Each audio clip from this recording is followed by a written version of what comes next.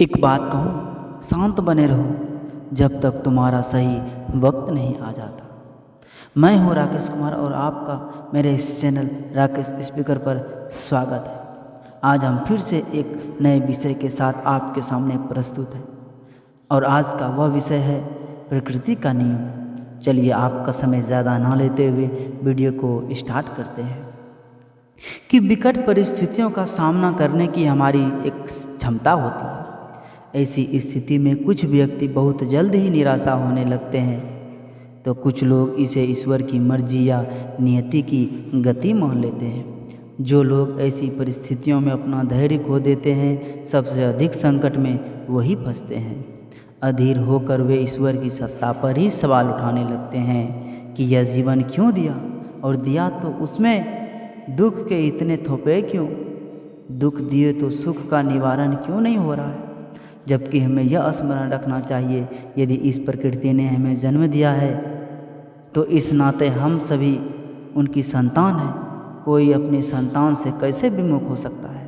इस प्रकृति को सबका ध्यान है। हमको हम सभी का स्वभाव भली भांति पता है। उससे सबकी क्षमता का पता है। उसे यह भी पता है कि किसी को अस्तित्व में बनाए रखने के लिए उसके जीवन में कितना संघर्ष आवश्यक है।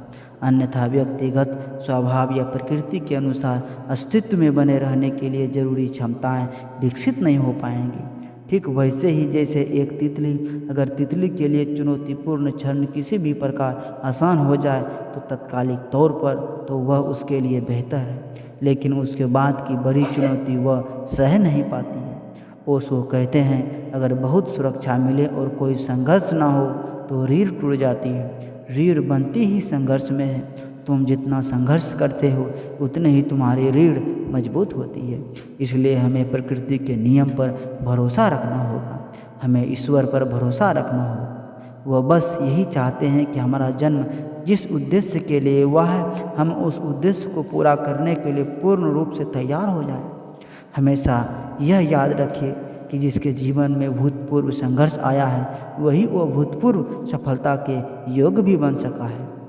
वह उन करोड़ों लोगों से अलग है जिसने उनकी तुलना में आसान जीवन जिया है। धन्यवाद।